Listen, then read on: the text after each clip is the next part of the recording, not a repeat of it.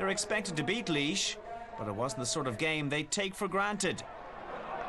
As expected, the Laois men made life very difficult for the Dubs in the opening exchanges.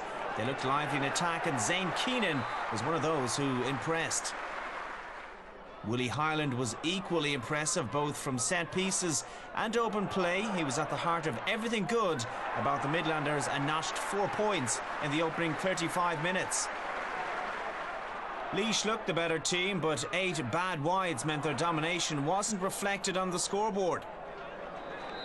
It allowed Dublin back in the game. Alan McCrabb showed the Laois men how it should be done. 3 clinical first-half finishes, including this line ball. Starman Datsu Callaghan looked out of sorts. This game probably came a little bit too soon after his hamstring problems. But others stepped up to the plate, including midfielder Shane Durkin and John McCaffrey, who has a good eye for a score. He gave his side an undeserved 2-point lead at the break.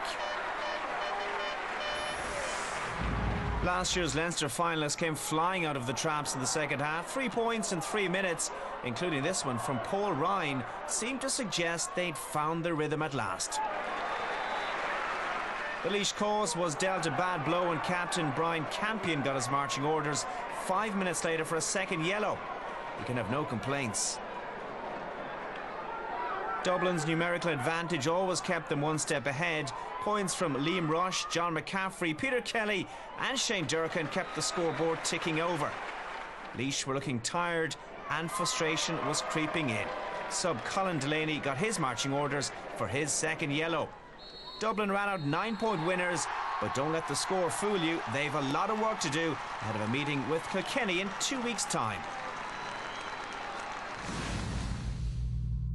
We hit 17 wides. We scored 16, hit 17 wides. But, you know, Dublin are a good bit ahead of us at the present time, you know, as regards their physical preparation and their level of core strength, you know, but that's something where we're trying to get to. We couldn't really get away from them. We seemed to keep the same gap between us the whole way, and then maybe the sendings off, the game opened up a bit and we started to pull away at the end. So I would have to say the score certainly flattered us at the end of the game. Because we have a huge amount of work to do and we haven't time to do it, but it's all about heads and hearts now for the next day. Good performance by Laois by all accounts. Did Dublin learn a lot from a game like that, Pete? No, Dublin were never going to learn anything from a game like that, because they're always expected to win it. If they lose it, it's a disaster.